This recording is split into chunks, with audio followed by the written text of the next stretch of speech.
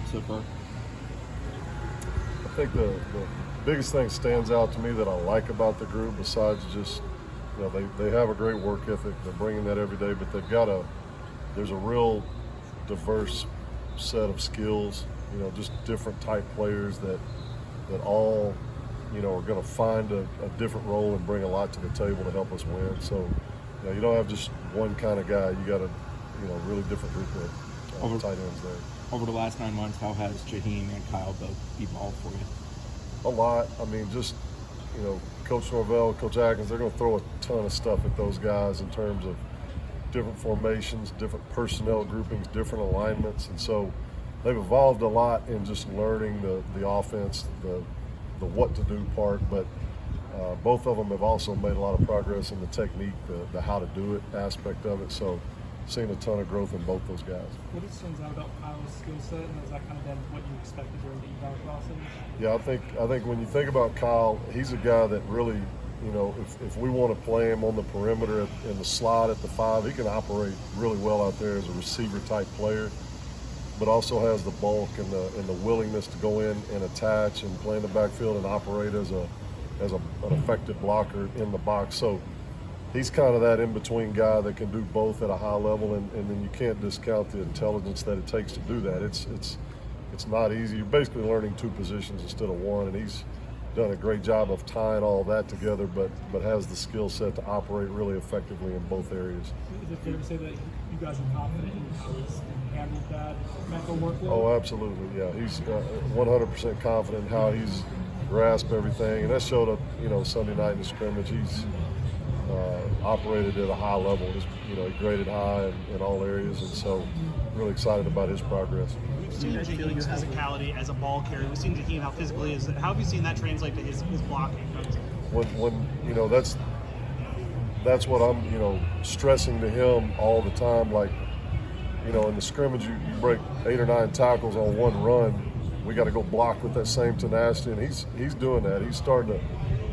We had a down block on a big D end today on a toss play, and he stuck his face in there and showed the physicality. The guy squats over 600 pounds. Like, his lower half is extremely powerful, which is why it's hard to tackle him. It's hard to wrap that guy, but now take that to the run game and really understand. And he's starting to figure that out and starting to become a more complete player. And when we run him out there, the defense can't be able to say it's just run or just pass. He's got to be able to do both at a high level, just like all those guys. So he's done a good job with that. Do you feel like you have the most diverse tight end room you've had with, you mentioned the backfield, line up the backfield, block, catch, line up at receiver, slot? Yeah, it definitely is the most diverse skill set we've had, because Jaheim essentially is a guy who's a running back or a receiver skill set, but is showing the ability to block effectively. Mark Heaston's he's in the 280 range right now, and you put him in line, he's going to do some things in line that create some mismatches in there, but he can also go out the perimeter and operate effectively. But then Kyle's sort of in between that. He can operate really at a really high level in both, and then Preston's that glue that puts it all together. Preston can play all the spots, knows what to do, and has brought a lot of physicality in the run game, and all those younger guys are coming on as well. So very diverse group, and what to be excited about. Offensively, where do you guys want to be at this point coming off your first straight goals today is kind of focus? How do you feel? Yeah, today was there wasn't a lot of new installed. There was a few new wrinkles with some formations, but not a lot of new plays.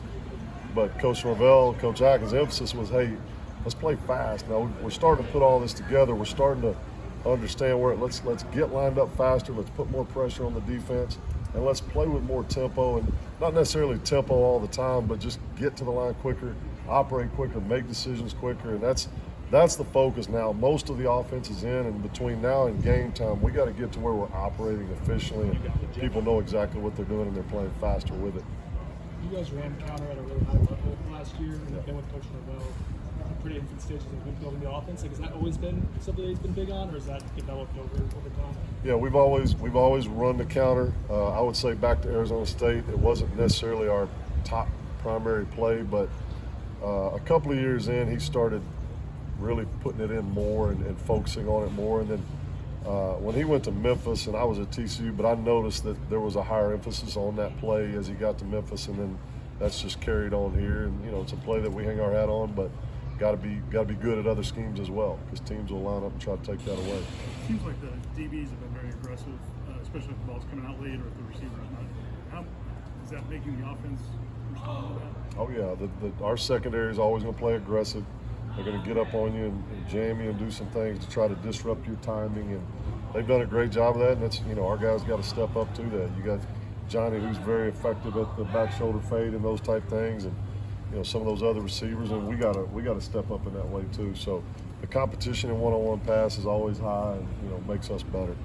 At this point in 10 practice, when you see the chippiness, is that something you want to see as a coach, or is that something you want to just tone down as well? Yeah, you want to see that edge. I mean, the guys are a little aggravated. They had a day off yesterday, and they got to wake up early and come out. They're a little bit aggravated. We saw some of that even early in pre-practice. I was like, whoa, this is. But that's football. These guys bringing the edge out there. You just don't want it to get out of control and be something that's an undisciplined thing, which we're not. But that edginess is good. All right, thanks, guys. Guys.